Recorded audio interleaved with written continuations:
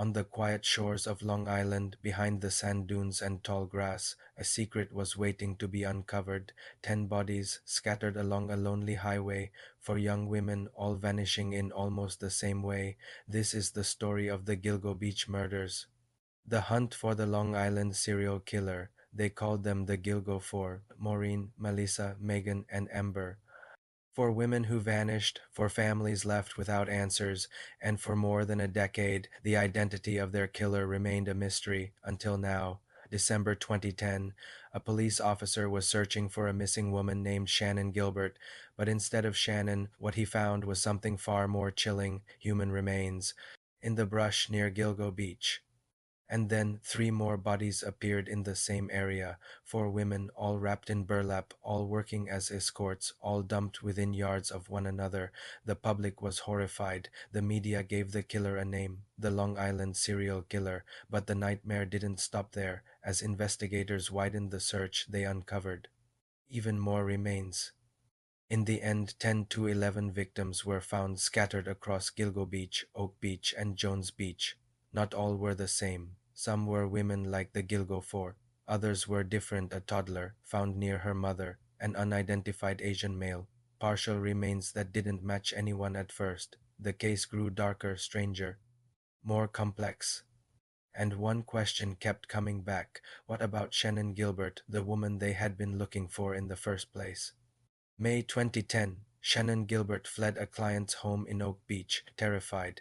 She called 911, begging for help, screaming that someone was trying to kill her. Hours later, she vanished. It took over a year before her remains were found in a marsh near the area.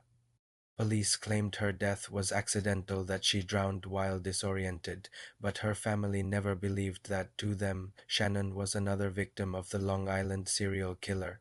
And then, silence. For more than a decade, the case went cold. Families pleaded for answers. Rumors spread. Some believed the killer was a police officer or someone with power.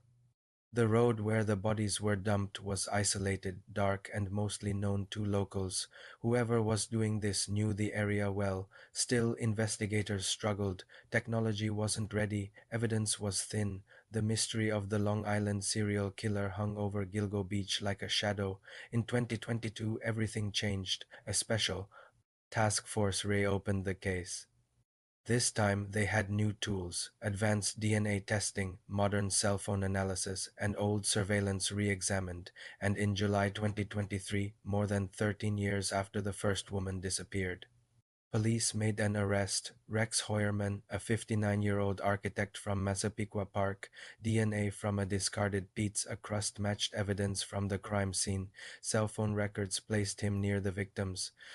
Investigators linked him to burner phones, dark searches, and a secret double life. Who is Rex Hoyerman? By day, Hoyerman was a married father, living in the suburbs, working in Manhattan. By night, he was hiding disturbing secrets. Police found over 200 guns in his home, searches for torture pornography, and countless calls to escorts. Neighbors described him as cold, awkward, intimidating. Hoyerman has pleaded not guilty, but prosecutors say the evidence is overwhelming. His trial is still ahead. The Gilgo Beach murders are more than just a serial killer case. They revealed something deeper: how society ignores the vulnerable, how sex workers vanish without headlines, and how families are forced to fight for justice. Maureen, Melissa, Megan, Amber, the Gilgo Four, gone but never forgotten.